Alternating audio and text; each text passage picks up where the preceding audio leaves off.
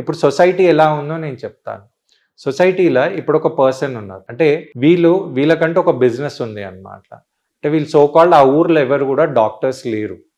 అయితే ఒక ఆయన ఉన్నాడు.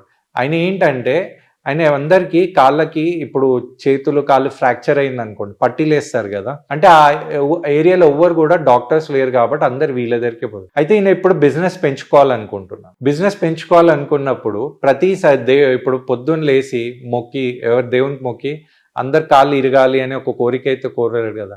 ఇప్పుడు ఆయన ఏం చేసిండు, ఒక బిజినెస్ స్ట్రాటజీ ఏం చేసిండంటే ఒక మంచి రాయిని మంచి ఇట్లా షేప్ చేసి దానికి పెయింట్ కొట్టిండు అనమాట.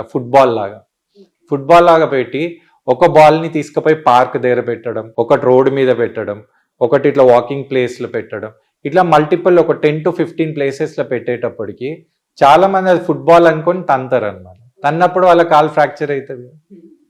అంటే ఆ ఏరియాలో ఇప్పుడు ఎవరు ఉన్నారు అంటే అందరు ఈయన పేరే చెప్తారు.